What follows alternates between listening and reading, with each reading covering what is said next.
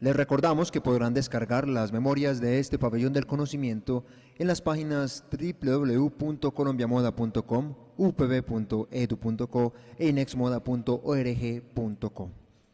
Si hay un sistema propicio al encantamiento y al simulacro, este es el de la gastronomía. Ella entraña hoy diseños futuristas, imitaciones de sabor, escenografías mutantes e invitados efímeros, experiencia hedonista que pretende marcar la memoria y la conciencia de cocineros y comensales. En ella se comprime y se expande el alma humana. El comercio gastronómico y la moral de la dietética han redefinido las normas, las costumbres y la dota en la historia de la sociedad actual. Les damos la bienvenida a Luz Marina Vélez, antropóloga de la Universidad de Antioquia, magíster en filosofía y jefe de posgrados de la Colegiatura Colombiana, y a Paula Andrea Villa Alcaraz, comunicadora, especialista en intervención creativa y jefe de la carrera de gastronomía y cocina profesional de la Colegiatura Colombiana. A ustedes dos, bienvenidas, Luz Marina y Paula, bienvenidas y tienen la palabra. Muchas gracias. Quiero dar pues como un agradecimiento especial a la conferencia del profesor Omar Muñoz porque nos ha hecho como un preludio como a los sentidos, ¿cierto? Un pabellón del conocimiento para mí es un compartimento sensible y lo sensible en el mundo de la vida es el mundo del sentir y del ser sentido. Si hay algo que nos vincula en este escenario es que todos somos comensales, así no todos sepamos cocinar. Todos somos seres biológicos culturales que tenemos como comunidad unas unidades mínimas de gusto y unas unidades mínimas de técnica. Y nos comemos nuestra cosmovisión en los platos. Nos inclinamos en reverencia absoluta a lo que la madre nos da, que es la doble posibilidad de la lengua. Es una lengua que nombra y una lengua que también come, ¿cierto? En esto del comer nosotros formamos una identidad, nos comemos la propia cosmovisión y tenemos a la necesidad como la madre y al placer como el padre. Hablar de cocina moderna es hablar de gastronomía y hablar de gastronomía es justamente hablar de moda y de la moda como sistema. Es decir, moda y gastronomía son esencia, experiencia y trascendencia humana. Ellas vinculan no solo los sentidos, sino también el sentido del ser humano. Desarrollando un poco esta introducción, Paula y yo conversaremos sobre la gastronomía que conecta los sentidos. Paula. Bueno, este espacio era especialmente para pensar en cómo la experiencia sensorial se ha transformado para el comensal contemporáneo. Los sentidos han mediado a través de la historia nuestra experiencia frente al comer, y es precisamente el comer una experiencia sinestésica, que era de lo que nos hablaba Omar en la conferencia anterior. Vincula necesariamente todos los sentidos y en la ausencia de uno, la experiencia frente al comer cambia. Sí, ahí cuando nosotros hablamos de cómo podemos vincular en la comida, en la cocina nos nutrimos, es decir, comemos no solo para llenar el estómago, para nutrirnos, sino que comemos justamente para representar el mundo. Es decir, la cocina nos permite una representación, un simbolismo.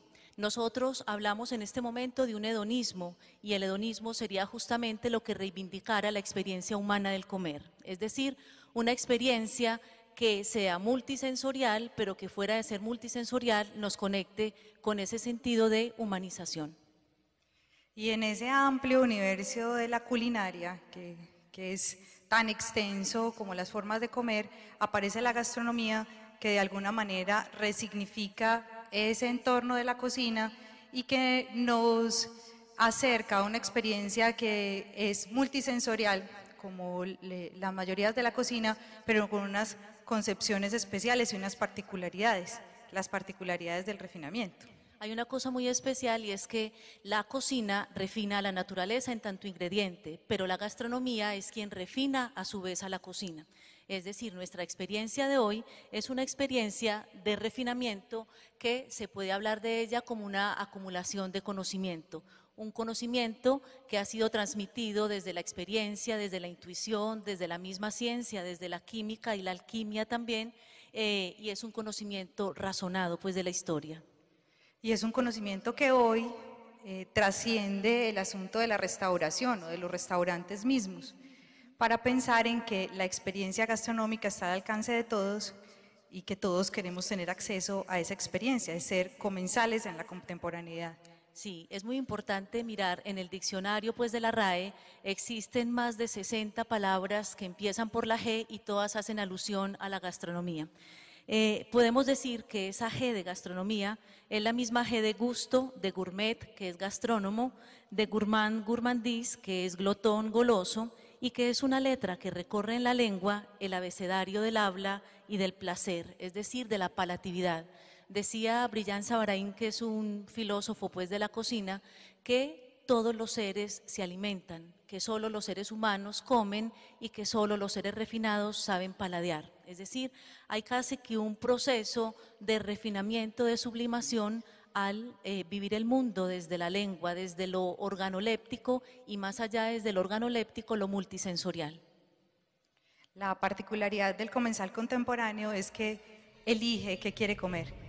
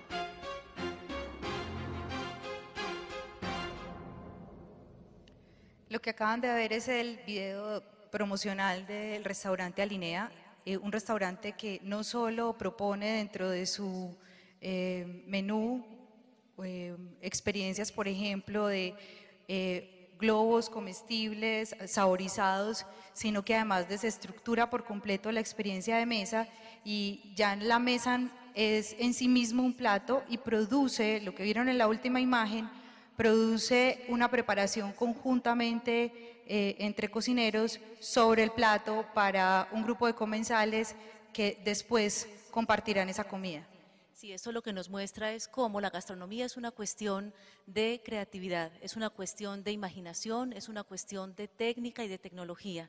En este sentido, el video nos muestra cómo hay un proceso que se convierte en arte también, cómo se puede refinar, como decíamos ahorita, lo que está en la mesa y en el comer del comensal se puede llegar pues como a la sublimación también.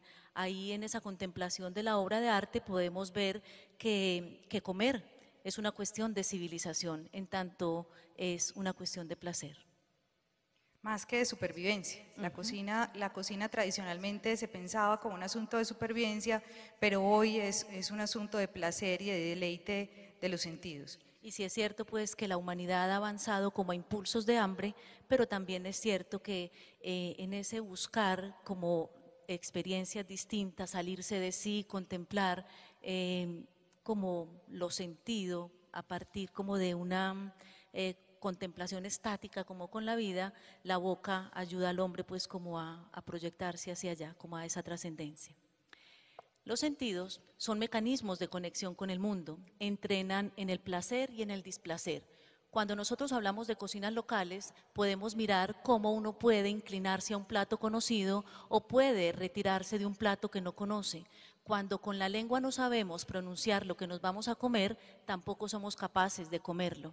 En esa medida, los sentidos son intermediarios entre lo real y lo ideal, contextualizan la vida particular y la vida colectiva en tanto experiencias neuronales, químicas, térmicas, electromagnéticas y vibratorias, entre otras. Ahí, la misma lengua de una persona de África y que contempla en la misma parte pues como de la receptividad lo dulce, la misma lengua de un argentino también lo tiene. Ahí nosotros no podemos decir que porque el uno es de un contexto y el otro es de otro, siente de manera distinta. Hay condiciones que son biológicas, hay condiciones que son contextuales y como decíamos ahorita, la cuestión organoléptica también la dirige la cultura.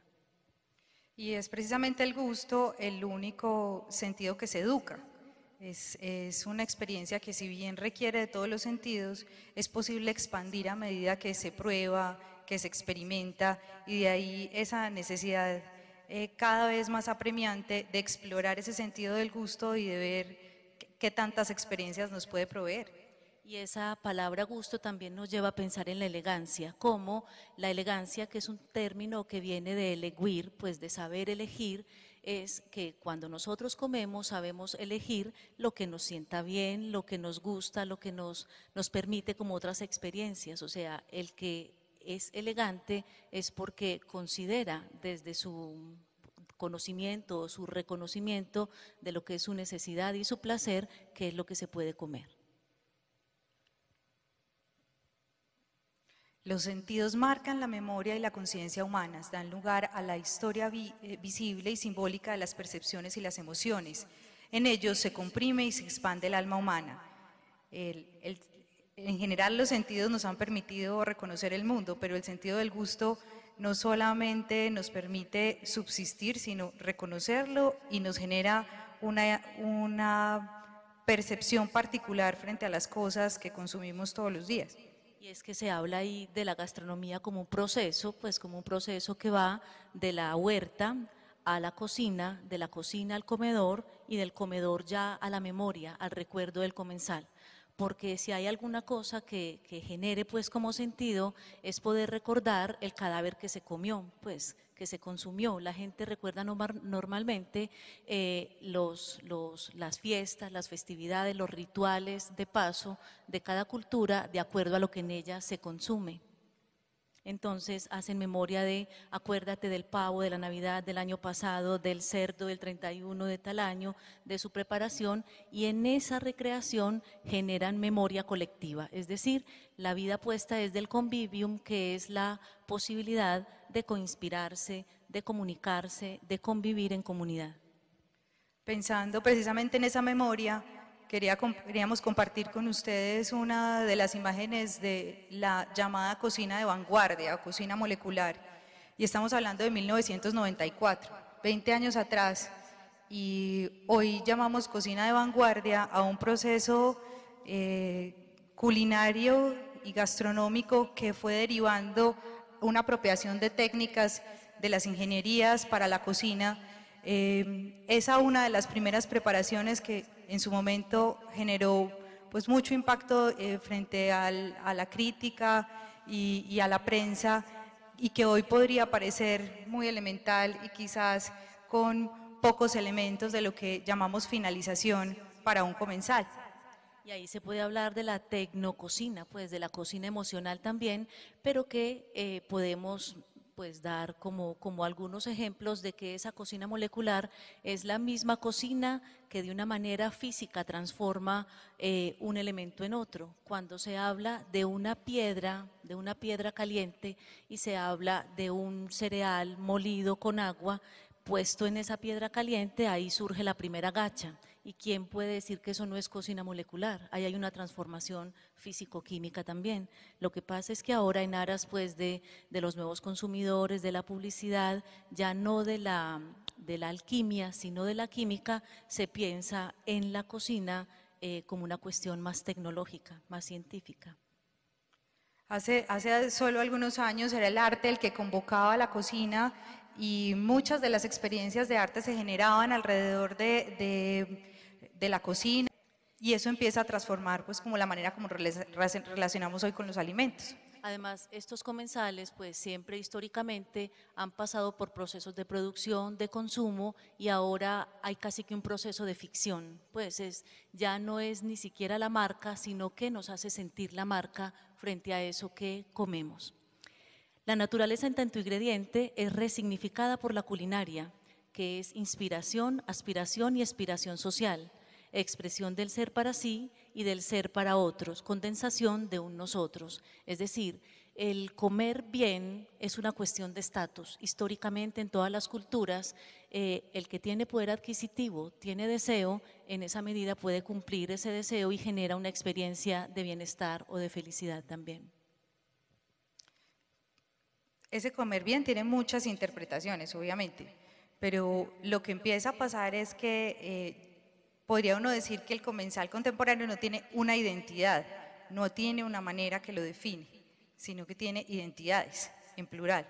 Tiene muchas maneras de comerse el mundo, de comerse el otro y pues de reconocerse a sí mismo frente a la comida. Y hay una cuestión muy importante y es que la tradición no es una cuestión monolítica, es decir, cuando se habla de cocina tradicional no se habla de una cocina estática, se habla de cocina que es resignificada y que si yo le cuento con una receta o un recetario a otra persona, pues una preparación de la familia, esa persona la entenderá desde sus referentes y de esta manera la recreará también.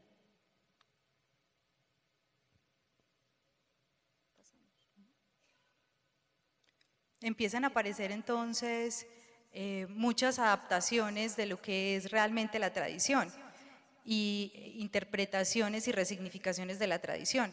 En nuestros mercados locales es muy claro, pero en el resto del mundo pasa lo mismo. Queremos, el comensal que es turista quiere comerse la tradición de otro y viaja para comer la historia de otro y para sentir en el paladar cómo come el otro. Y también tenemos quienes nos visitan y nos enseñan un poco de turismo dentro de nuestra misma, dentro de nuestro mismo territorio y también empezamos a transformar eso. En la cocina del mundo hay unos referentes muy claros sobre las adaptaciones de platos tradicionales o de ingredientes tradicionales para grandes restaurantes o para restaurantes de alta gama. Y que se consumen como excentricidades, ¿cierto? Porque entonces se puede visitar la tierra de lo exótico a partir de comerse un plato de esa tierra también. Pero, sin embargo, hay que educar a los comensales porque no es posible comerse un plato de chapulines, de unos grillos vivos, un comensal que no tiene pues como la sensibilidad del tacto de la boca frente a esta experiencia. Entonces también hay una educación del comensal, de alguna manera. Y de cocineros, que empiezan a insertarse en ese sistema moda con colecciones incluso como lo que veíamos de Oriol Balaguer, o que empiezan a trabajar en una tendencia como el caso de Helena Rizzo en Brasil, que retoma todos los productos tradicionales y explora productos tradicionales de la Amazonía para llevarlas a sus preparaciones en su restaurante. Y ahí hay una cosa muy especial y es cómo se divide los cocineros privados de los cocineros públicos. La cocina privada es una cocina de las mujeres, es una cocina femenina, es una cocina doméstica, mientras que la cocina pública es una cocina de los hombres, es una cocina de hoteles, restaurantes, monasterios. La de las mujeres es la de las casas.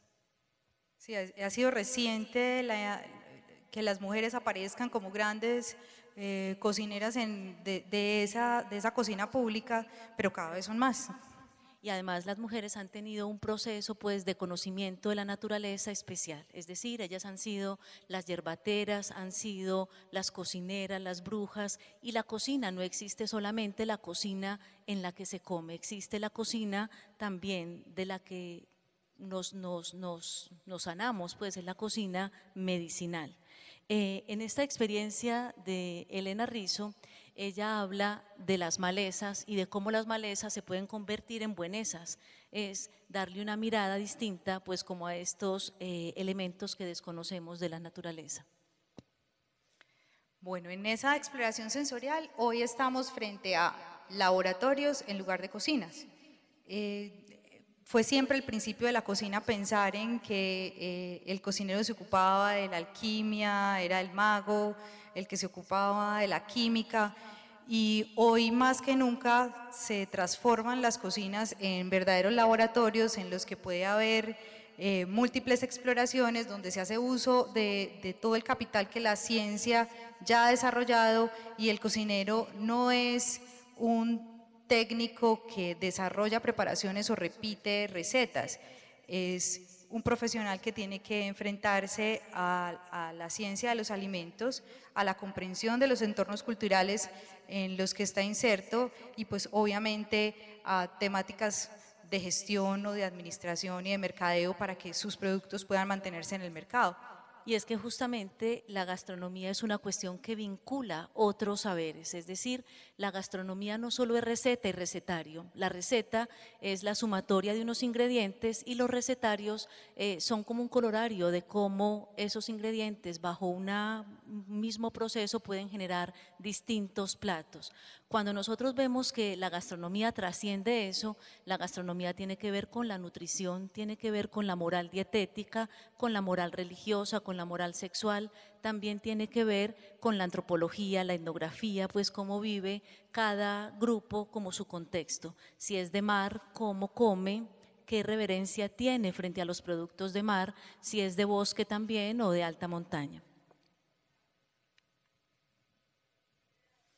Y empiezan a aparecer los restaurantes como un espacio de consumo que identifica y que genera también afinidades entre los consumidores, así se compartan muchos y de estilos diferentes. Los grandes representantes en el mundo nos recuerdan eso, reservaciones que hay que hacer hasta con 2 años de anticipación, o experiencias que son de difícil acceso por el costo, que se vuelven casi que aspiracionales y que para satisfacer otros comensales generan otros tipos de restaurante para medianos perfiles o para públicos masivos. En Colombia también los tenemos. España creo que ha sido muy interesante su proceso frente al tema de la restauración en ese sentido, porque han trabajado muy fuerte en mantener su economía a partir de su cocina, y han conservado esos grandes exponentes de la cocina contemporánea, pero han ido buscando la manera de que todo el público pueda acceder a sus producciones, sea en una heladería, como en el caso de uno de los hermanos Roca, o incluso en negocios de superficies masivas con otro tipo de productos adaptados. Y también en ferias y en congresos, pues yo recuerdo la Feria del Agua, como en 3 horas unos cocineros prepararon 72 platos con agua, o sea, agua en distintas preparaciones. Eso ya es resignificar, es pensar desde la divergencia también y generar como nuevas propuestas. Bueno, los medios de comunicación también han contribuido en eso, porque lo que hacen es abrir ventanas para que yo crea que puedo consumir eso que está en el restaurante, que a veces creo que al que no puedo acceder. Pero finalmente lo que ha pasado es que nuestra concepción de la gastronomía ha cambiado. Más allá del placer, de lo gustativo, queremos otro tipo de experiencias que alimenten esa necesidad de placer de cada uno de los seres humanos. Hablando de una necesidad de placer, entre comillas, hay un grupo de indígenas en el Amazonas que ellos, cuando se muere alguien de su comunidad, lo incineran junto con sus pertenencias. Luego hacen una preparación de plátano maduro, lo revuelven con las cenizas y se lo comen. Al írselo comiendo, van conteniendo al difunto, es decir, la persona que muere ya es parte de ellos y camina con ellos. Entonces, miren que la cuestión del simbolizar, del convivium, del sentirse colectivo a partir de la comida es una cuestión común a todas las culturas. Ahora Omar hablaba de la experiencia sinestésica, y eso es precisamente lo que estamos buscando. Entonces, el comensal contemporáneo en muchos casos, más allá de una experiencia tranquila, muy bien acompañada o muy refinada, lo que está buscando es una experiencia extrema. Esta es una de las muestras de esas experiencias que además se han expandido por todo el mundo en réplicas, y muchos comensales hoy hacen reservaciones para poder comer en alturas. Importa menos el menú, importa menos la palatabilidad de los ingredientes o de las preparaciones. Lo que queremos es vivir una experiencia completa alrededor de la comida. Es decir, vivir la palabra experiencia en su literalidad, porque es de experience, es de salirse de sí y volver a sí de una manera recreada.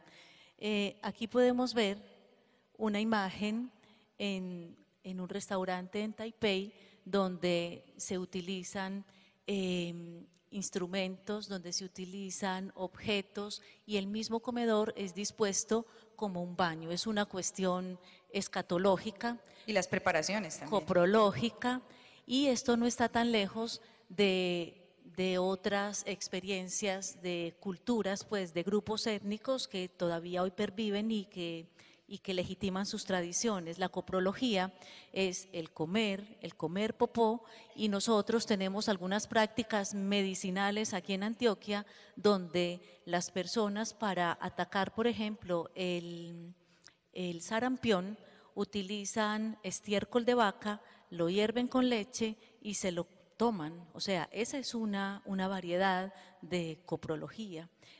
También el comer heces y el comer el aceite de las heces también es utilizado en muchas culturas. O sea, si no estamos preparados como para escuchar en las prácticas, menos para verlas y menos para comerlas. Ahora, este tipo de representación nos habla de que el comensal de Oriente quiere acercarse al comensal de Occidente, comer como el comensal de Occidente, y el de Occidente quiere comer como el comensal de Oriente. Entonces, cada uno intenta explorar hasta el extremo las posibilidades del comer del otro.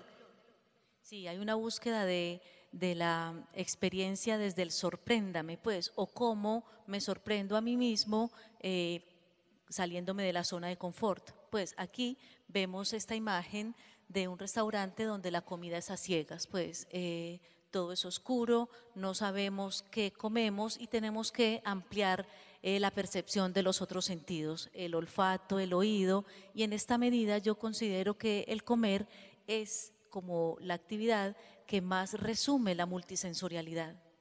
Claro, y aparece también la ritualización. Un restaurante como este utiliza usualmente personas ciegas para su servicio, y también se ha expandido por todo el mundo porque hay experiencias muy similares también en Argentina, y en Estados Unidos y en otras partes de Europa.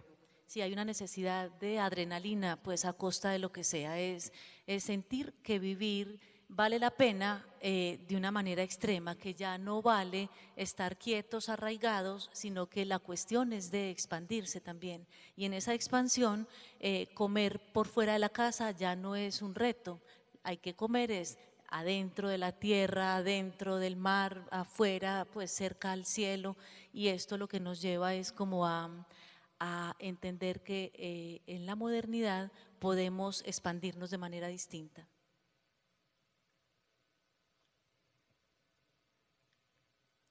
La gastronomía, entendida desde el espectáculo, las excentricidades, se pregunta cómo y para quién cocinar grillos y flores con copos de miel y plata, lágrimas de chocolate con escamas de oro, espumas de mariposas, gomas de aceite de oliva y confites con hidrógeno. Si ahí uno pudiera decir entonces qué pasa con la gente que no puede arrimarse a este tipo de experiencias, si sienten igual deseo, si tienen la lengua dispuesta, pues de la misma manera. Aquí volvemos a decir que el capitalismo ha diseñado como experiencia de felicidad el deseo más el poder adquisitivo igual felicidad, pues en el siglo XXI. Entonces en el siglo XXI obviamente hay que comer oro, es una de las necesidades del siglo XXI. Porque es antioxidante, sí. Sí. Y en varios restaurantes ofrecen dentro del menú oro como parte de sus ingredientes. Pero esto no es tan nuevo, pues cuando llegó Moctezuma, cuando llegó Cortés, Moctezuma le ofreció chocolate con oro. Entonces, estas escamas de oro se han utilizado desde pues, la época precolombina.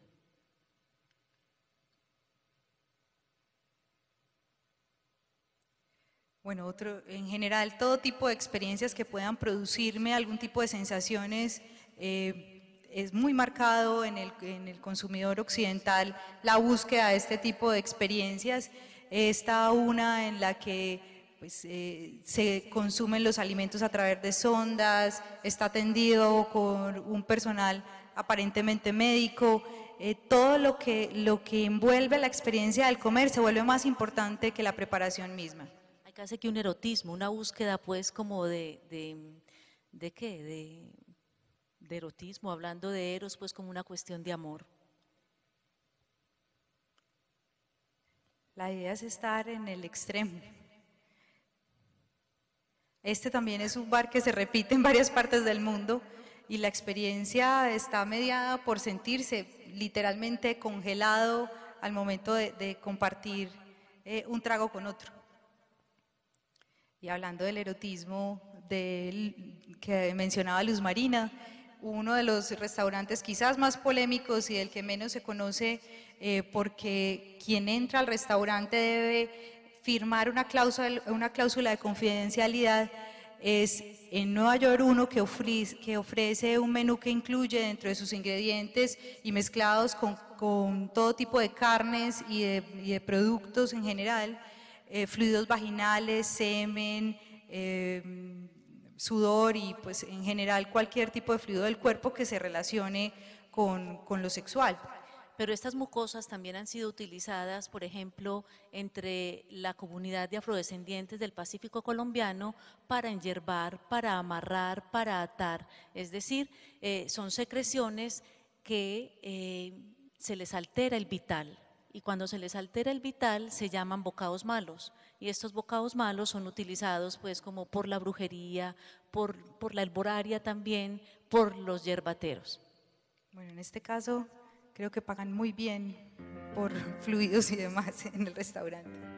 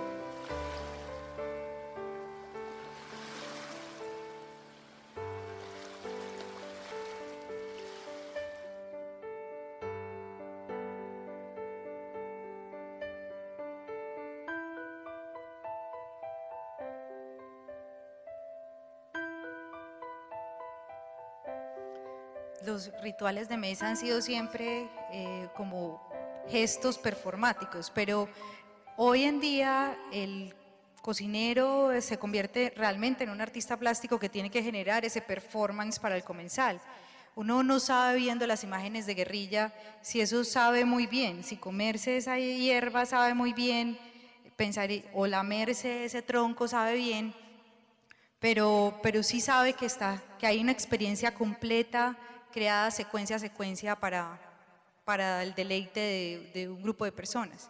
Es más, yo no veo etiqueta, pues porque etiqueta viene de protocolo y como es una nueva forma de comer, no se ha establecido cómo se come eso nuevo. En esa medida, cuando nosotros hablamos del sentarse a la mesa, no chuparse los dedos, limpiarse en la servilleta, coger los tenedores de determinada manera, que un ingrediente vaya después de otro, aquí no aparece eso. Todo es posible de transgredir para generar una nueva experiencia. En la imagen siguiente vemos un restaurante situado en un basurero y la gente asiste al restaurante por la experiencia que también ahí se ofrece. Claro, y entonces aquí podemos ver cómo esas experiencias también tienen que ver con prácticas de onicofagia, que es comerse las uñas, con la ortorexia, comer ordenadamente, y todo esto tiene que ver también con las patologías, con lo raro, con lo distinto, con lo anormal. Tienen que ver con la distorsión de la gula, la distorsión de la anorexia, de la bulimia, y sin embargo nos atrevemos a comer en este tipo de escenarios, o de ese vamos a este otro también tan supuestamente radicalmente distinto.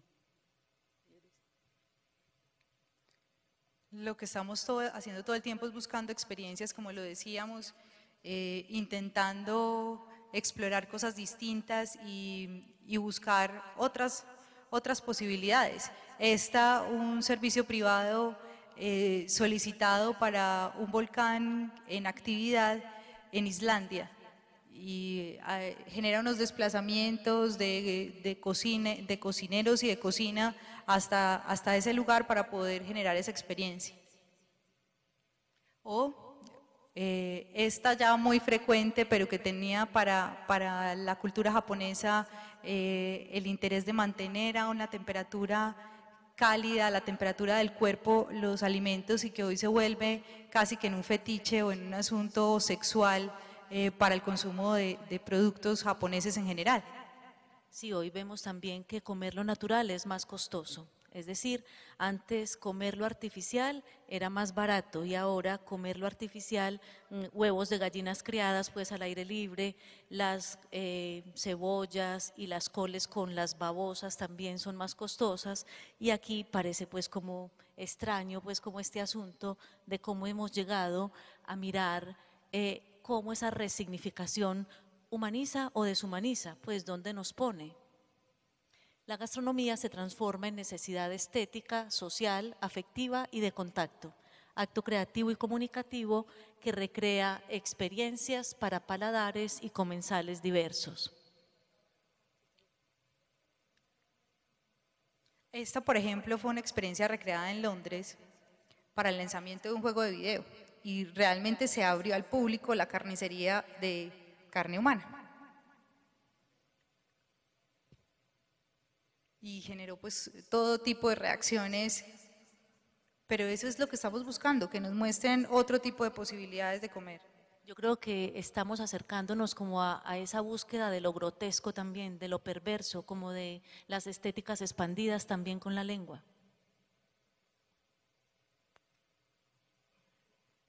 Esta, por ejemplo, es una de las grandes muestras de hacia dónde vamos, y es toda la tecnología al servicio de la mesa. Esto es Sublimotion, una experiencia en Ibiza, el cubierto más caro en España, 1.500 euros el puesto.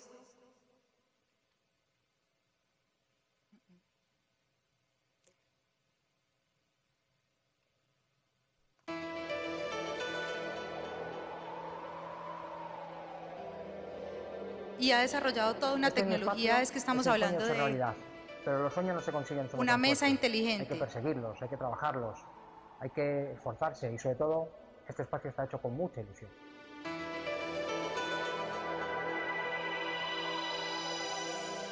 ¿Qué es Slow Motion? Muy difícil de explicar. Ibiza, pasión, gastronomía, un espectáculo radicalmente diferente que solo podrás vivir en primera persona.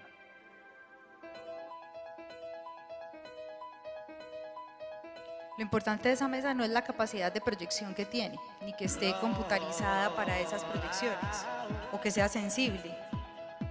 Es que incluso acompaña la experiencia de mesa porque puede producir calor o frío para mantener el plato en determinadas condiciones.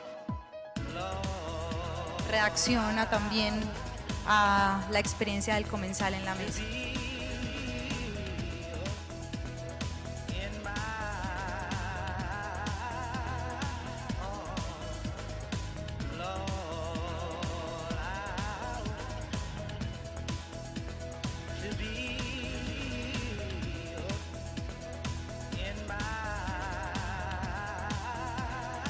Y vemos una tendencia y es también a interactuar con la comida, poder ser parte del servicio.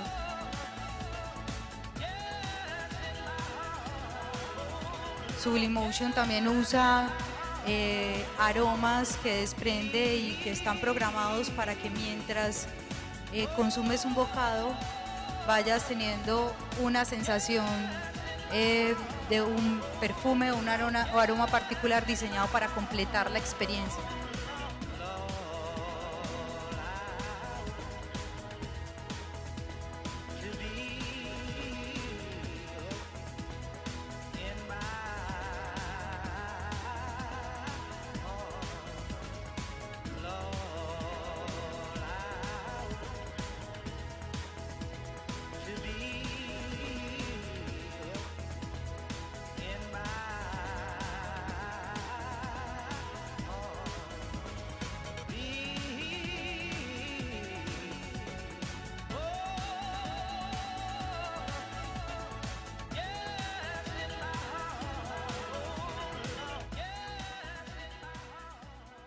Dicen que para ser internacional uno debe ser profundamente local.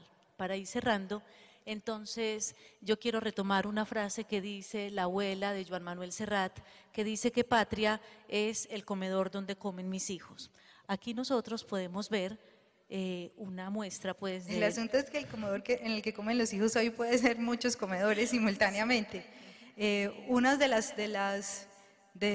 las apuestas nacionales, Andrés Carne de Res nos muestra eso, la saturación y la búsqueda de elementos que son cotidianos y que hacen parte de nuestra tradición, pero que se recrean y saturan para que el comensal tenga una experiencia particular, y más aún, genera también una experiencia paralela, digamos, de comida mucho más rápida y accesible, y también una familiar como la Plaza de Andrés.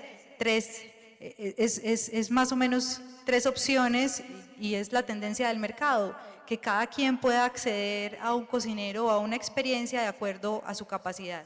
Y eso ecléctico nos muestra esa cuestión de que la identidad es una cuestión virtual, pero también es una cuestión de multiplicidad, por eso tienen tantos clientes. También estamos consumiendo personalidades, estamos consumiendo marca de cocineros. España y creo que el mundo entero ha pensado en Ferran Adrià como el mejor cocinero, y es un cocinero que hace muchos años no cocina. Lo mismo pasa en Colombia, también tenemos unos grandes cocineros que hoy se han dedicado más al negocio de la restauración. Y comemos marca, y entonces aquí un abanico de electrodomésticos también pues como para tenerlos en casa. Y tenemos exploración también cultural, en el caso de Leonor Espinosa, esa búsqueda por sabores locales, por mostrarlos. Nosotros tenemos unas comensalías regionales muy particulares, pero no las hemos compartido lo suficiente, entonces desconocemos cómo come el Tolima o cómo comen los Santanderes y pues por supuesto la Amazonía. Claro.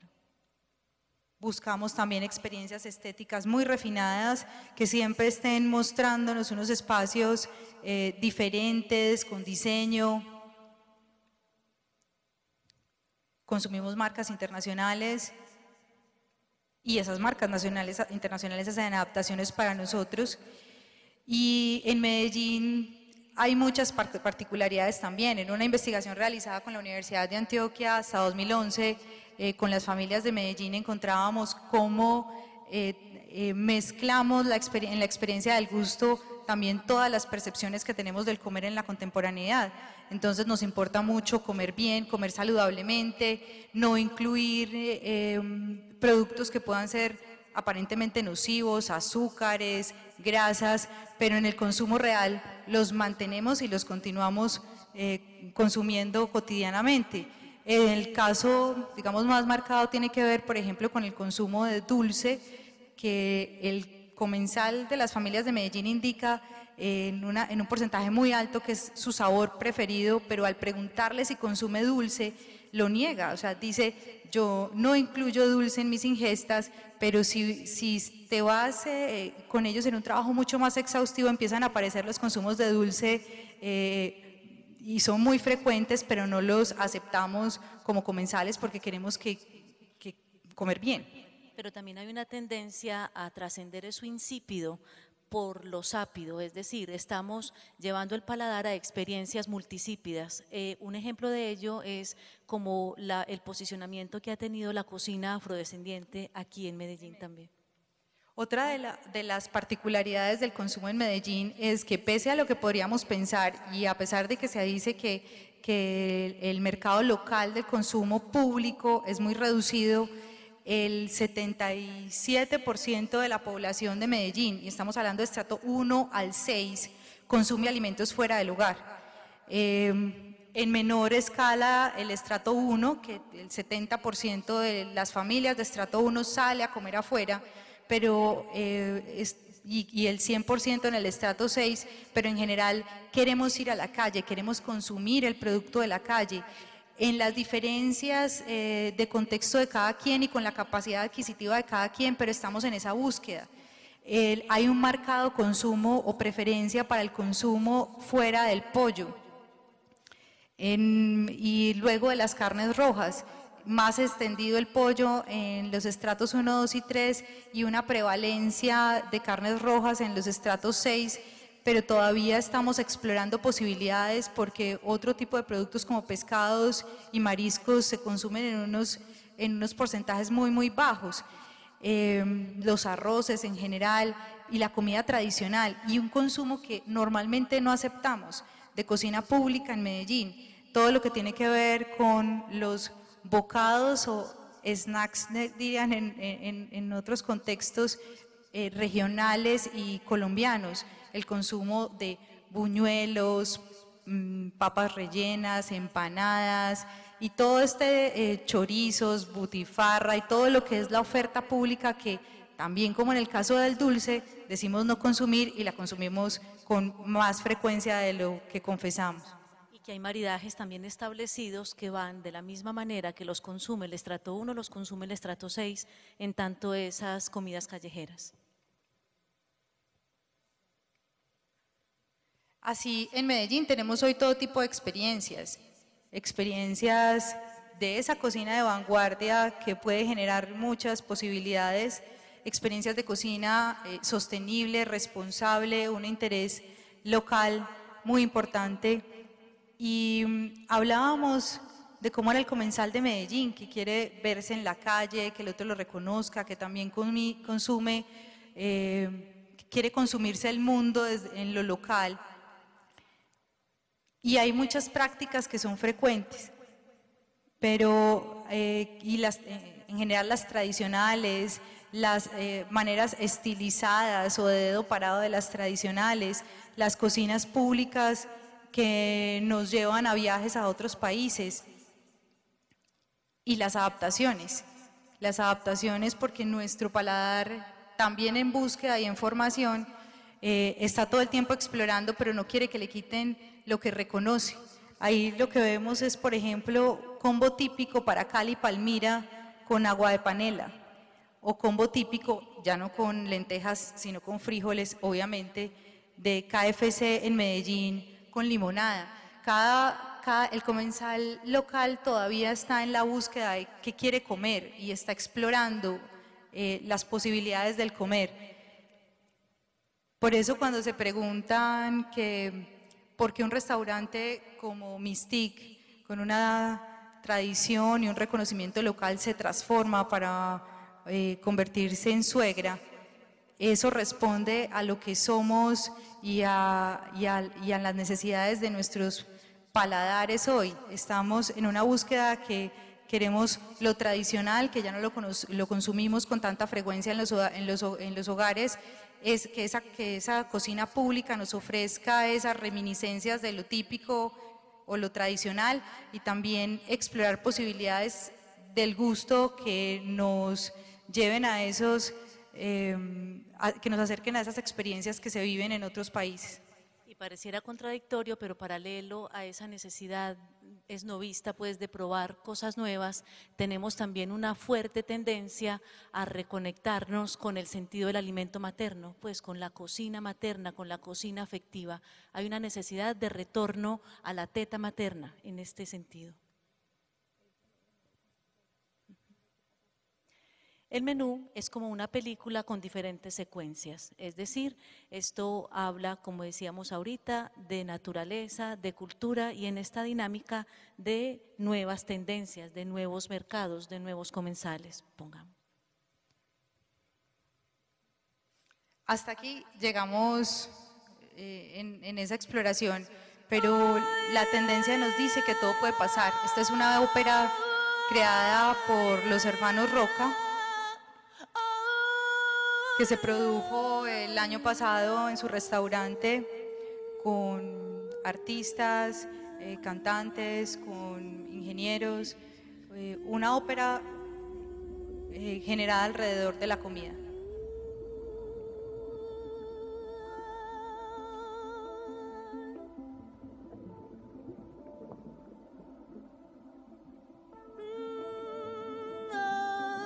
Estos son algunos apartes de cómo fue su producción.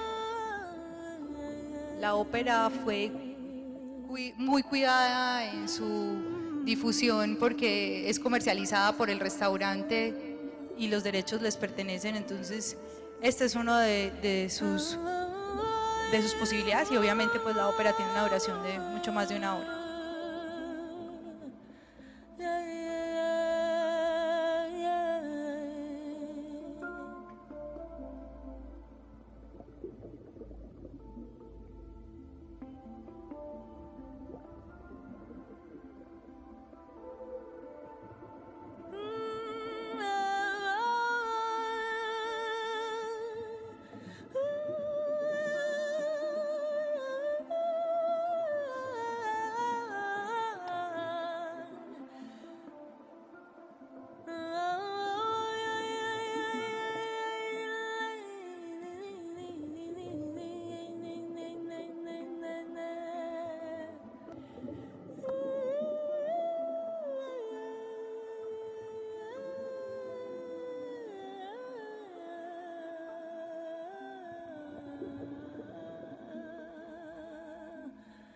Una ópera cerrada para 12 comensales.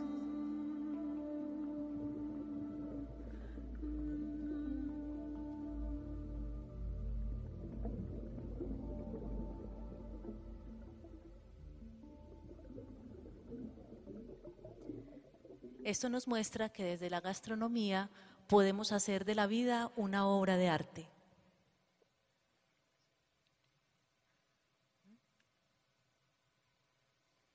Al comer nos damos sentido, porque el comer es una cuestión que trasciende los sentidos.